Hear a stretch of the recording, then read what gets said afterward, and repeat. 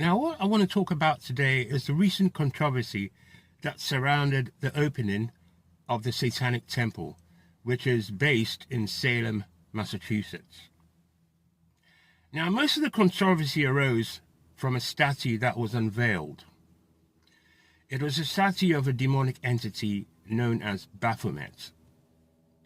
And it had horns, it had a tail, it had wings, typical demonic-looking entity.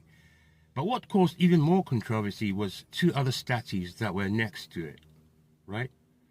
It was a statue of a boy and a statue of a girl, say between the ages of 8 and 10 years old. And they're both looking at this statue in reverence. And the boy was black and the girl was white.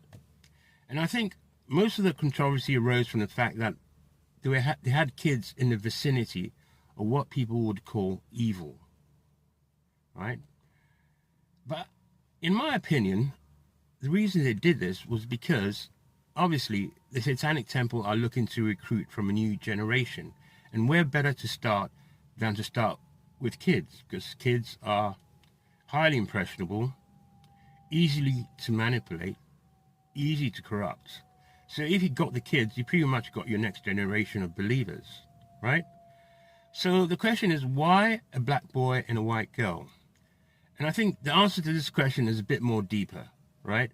Because I remember reading a blog post by a conservative right-wing blogger who spoke about the high levels of interracial relationships that are depicted on the media and in the press. And most of these relationships feature a black man and a white woman.